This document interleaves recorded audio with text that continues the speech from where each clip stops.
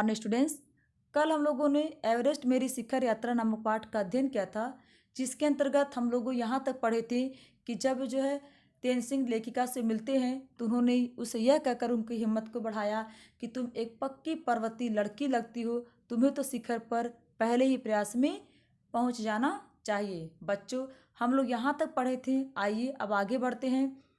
15-16 मई 1984 को बुद्ध पूर्णिमा के दिन मैं लोहोत्से की बर्फीली सीधी ढलान पर लगाए गए सुंदर रंगीन नायलॉन के बने तंबू के कैंप 3 में थी।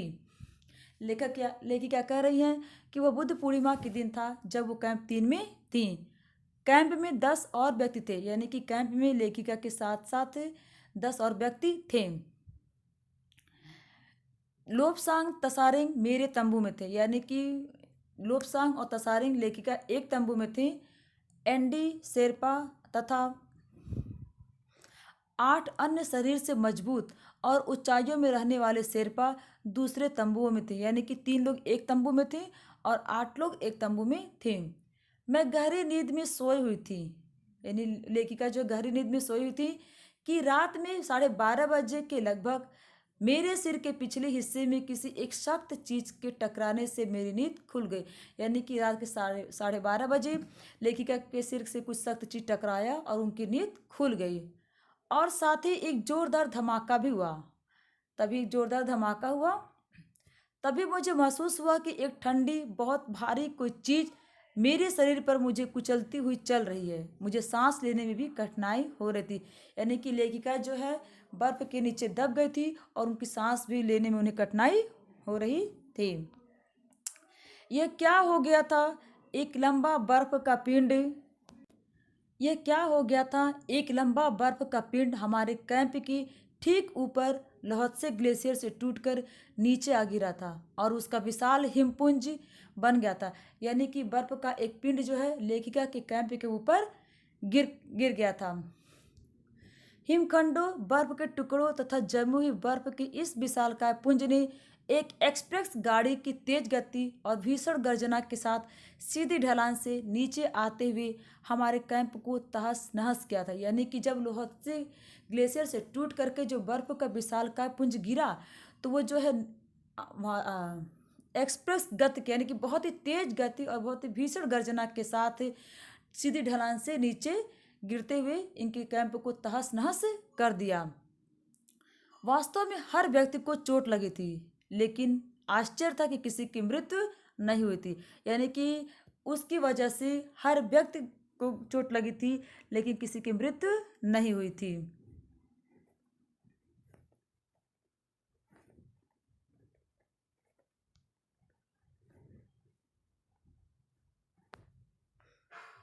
लोब्सांग अपनी स्विस छुरी की मदद से हमारे तंबू का रास्ता साफ करने में सफल हो गए थे। लोब्सांग जो है उन्होंने स्विस छुरी लिया और उसकी मदद से तंबू का जो रास्ता था उन्होंने साफ किया और बहुत ही तेजी से लेखिका को बचाने में लग गए। लेखिका कह रहे हैं कि बहुत ही तेजी से उन्होंने मुझे बचाने में कोशिश करने लगे। थोड़ी सी भी देर का सीधा अर्थ था मृत्यु, यानी कि अगर थोड़ी सी भी देरी होती तो लेखिका की मृत्यु हो जाती। बड़े बड़े हिमपुंडों को मुश्किल से हटाते हुए उन्होंने मेरे चारों तरफ के कड़े जमे बर्फ की खुदाई की और मुझे उस बर्फ की कब्र से बाहर खींच लाने में सफल हो गए। यानी कि उस स्विस छुरी की मदद से उन्होंने मेरे आसपास के चारों तरफ के बर्फ को खुदाई की और उन्हें मुझे जो है उस बर्फ से निकाला। सुबह तक सारे सुरक्षा दल आ गए थे और सुबह होते होते सारे सुरक्षा दल के जो सदस्य थे वे सभी आ गए थे और 16 मई को प्रातः 8 बजे तक हम प्रायः सभी कैंप दो पर पहुंच गए थे और उसके बाद 16 मई को सुबह 8 बजे हम सभी लोग कैंप दो पर पहुंच गए। जिस शेरपा की टांग की हड्डी टूट गई थी उसे एक खुद से बनाए स्ट्रेचर पर लिटाकर नीचे लाया गया। यानी कि एक शेरपा कुली की जो टांग टूट गई थी उन्हें हम लोगों ने स्ट्रेचर बनाया और ले आकर के नीचे ले जाने लगे। हमारे नेता कर्नल खुल्लर के शब्दों में यह इतनी ऊंचाई पर सुरक्षा कार्य का एक जबरदस्त साहसिक कार्य था। लेखक कह रहे हैं कि जब इस तरह से वहाँ पे सुरक्षा दल के द्वारा से हमारे जो शेरपा कुली की जिनकी टांग टूट गई थी वो जब नीचे लाए तो कर्नल खुल्लर ने कहा कि यह एक जबरदस्त साहसिक कार्य है जो हमारे सुरक्षाकर्मी द्वारा किया गया है। सभी 9 पुरुष सदस्यों को चोटों अथवा टूटी हड्डियों आदि के कारण बेस कैंप में भेजना पड़ा, यानी कि बाकी जो 9 सदस्य थे जिन्हें चोट लगी थी, जिनकी हड्डियां कुछ टूट गई थी, उन्हें भी बेस कैंप में भेजना पड़ा। तभी कर्नल खुल्लर मेरी तरफ मुड़कर कहने लगे, क्या तुम भयभीत थी? तभी जो है कर्नल खुल्लर मेरी तरफ मुड़े और बोले कि क्या तुम भयभीत थी? जी हाँ। क्या तुम वापस जाना चाहोगी? नहीं, मैंने बिना किसी हिचकिचाहट के उत्तर दिया। यानी कि जब कर्नल खुल्लर ने लेखिका से पूछा कि क्या तुम डर गई हो, तो उन्होंने कहा नहीं, मैं डरी तो हूँ, लेकिन तो उन्होंने फिर प्रश्न किया कि क्या तुम वापस जाना चाहती हो, तो उन्होंने कहा कि नहीं, मैं बिल्कुल नहीं जाना चाहती। जैसे ही मैं साउथ कोल कैंप पहुंची, मैंने अगले दिन की अपनी महत्वपूर्ण चढ़ाई की तैयारी शुरू कर दी। लेखिका कह रही है कि जब मैं साउथ कोल पहुंची तो मैं वहाँ पे अगले दिन की तैयारी के लिए जो भी मुझे ज़रूरी सामान था, मैं उसकी तैयारी शुरू कर दी। मैंने खाना, कुकिंग गैस तथा कुछ ऑक्सीजन सिलेंडर इकट्ठे किए और उन्होंने महत्वपूर्ण चढ़ाई के लिए कुछ चीज़ों को इकट्ठा किया, जैसे खाना, कुकिंग गैस और ऑक्सीजन सिलेंडर। इसका जो उन्होंने इकट्ठा ये सब किया।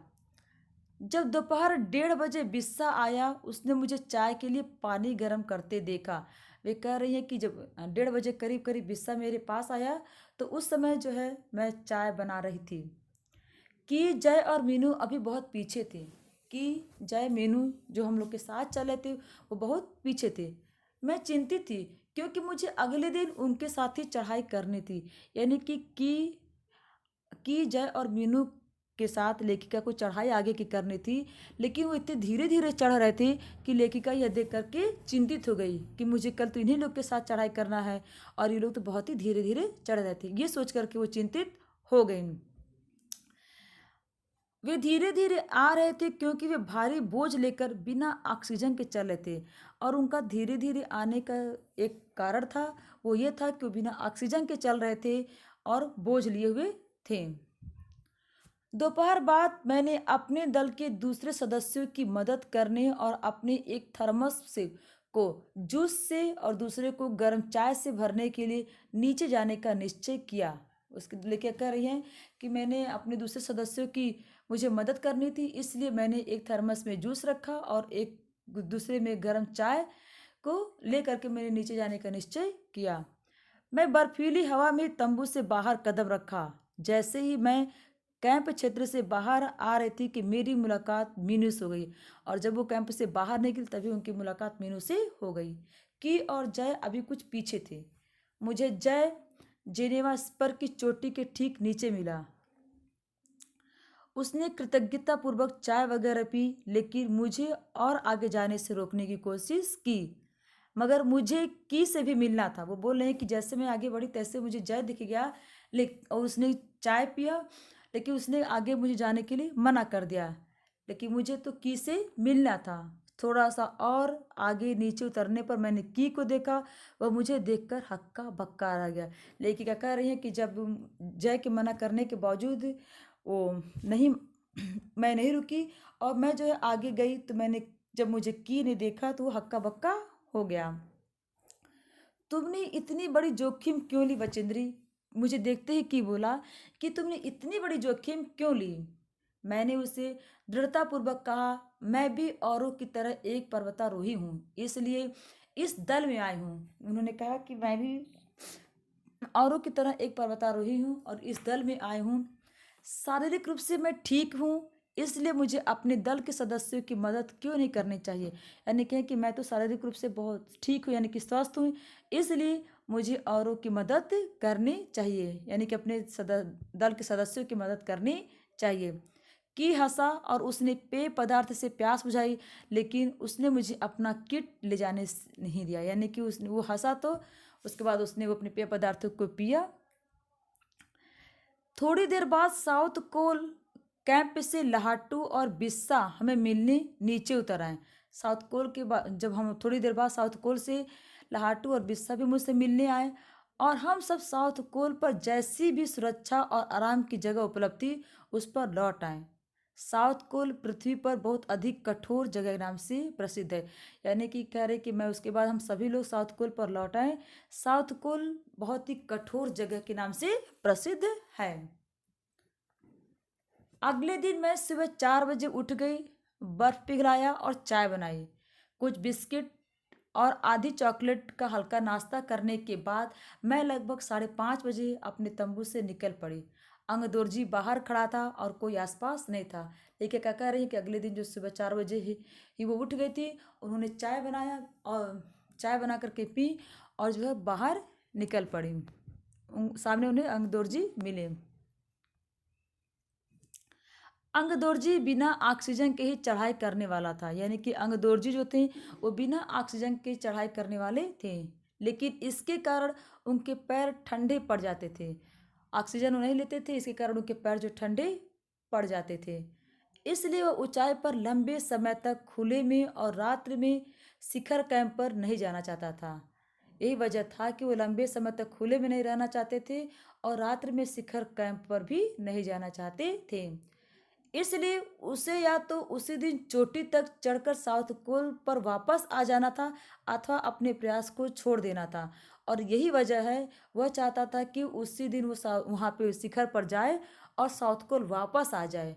अगर ऐसा वो नहीं कर पाएगा तो अपना प्रयास वो छोड़ देगा। वह तुरंत ही चढ़ाई करना शुरू करना चाहता था और उसने मुझसे पूछा क्या मैं उसके साथ जाना चाहूँगी। वो कहा कि वो तुरंत चढ़ाई शुरू करना चाहता था और उन्होंने अंगदोर्जी से ने चंद्रीपाल से पूछा कि वह क्या उनके साथ जाना चाहती हैं। एक ही दिन में साउथ पोल से चोटी तक जाना और वापस आना बहुत कठिन और श्रम साध्य होगा। कि एक दिन में ऐसा कैसे हो सकता कि एक ही दिन में वो शिखर पर जाएं और एक ही दिन में साउथ पोल वापस आ जाएं। ये बहुत ही कठिन और श्रम साध्य, यानी कि श्रम साध्य मतलब होता है बहुत ही मेहनत का कार्य है। इसके अलावा यदि अंगदोर्जी के पैर ठंडे पड़ गए तो उसके लौट कर आने का भी जोखिम था। और अगर अंगदोर्जी के अगर पैर ठंडे पड़ गए तो उसे लौट करके आने में भी दिक्कत थी। मुझे फिर भी अंगदोर्जी पर विश्वास था और मैं साथ साथ के मैं आरोहण की क्षमता और कर्मठता के बाद भी मैं आश्वस्त थी। अन्य कोई भी व्यक्ति इस समय साथ चलने के तैयार नहीं था। बोले हम लेके क्या कह रहे हैं कि उन्हें अंगदोर्जी पर विश्वास था और आरोहण यानी कि चढ़ उसकी आरोहण यानी कि आरोहण मतलब होता है चढ़ने की क्षमता, ऊपर वाले ऊपर चढ़ने की क्षमता और कर्मठता को देख करके वो आश्वस्त यानी जानती थी कि वो कर लेगा। लेकिन अंगदोर्जी के साथ तो कोई अन्य आने का तैयार नहीं था। सुबह 6:20 पर जब अंगदोर्जी और मैं साउथ पोल से बाहर आने के लिए तो दिन ऊपर चढ़ाया। यानी कि 6:20 पर हम लोग बाहर निकल आए, तभी सुबह हो गई थी पूरी तरह से। हल्की हल्की हवा चल रही थी लेकिन ठंड भी बहुत अधिक थी। मैं अपने आरोही उपस्कर में काफ़ी सुरक्षित और गर्म थी, यानी कि जो उन्होंने पहना था। हमने बगैर रस्सी के ही चढ़ाई की। अंगदोर्जी एक निश्चित गति से ऊपर चढ़ते गए और मुझे भी उनके साथ चलने में कोई कठिनाई नहीं हुई। यानी कि जिस तरह से अंगदोर्जी चले, एक गति से चढ़ रही थी, लेखिका भी उसी गति से चढ़ रही थी और इन्हें भी चढ़ने में कोई दिक्कत नहीं हुई।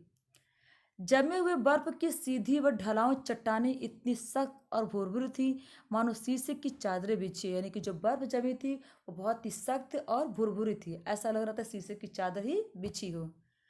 हमें बर्फ काटने के फावड़े का इस्तेमाल करना ही पड़ा और मुझे इतनी सख्ती से फावड़ा चलाना पड़ा जिससे कि उस पर जमे हुए बर्फ की धरती को फावड़े के दांत काट सके। मैंने उन खतरनाक स्थलों पर हर कदम अच्छी तरह सोच समझ करके उठाया। लेखिका कह रहे हैं कि उस खतरनाक स्थलों पर मैंने हर कदम बहुत ही सोच समझ करके उठाया।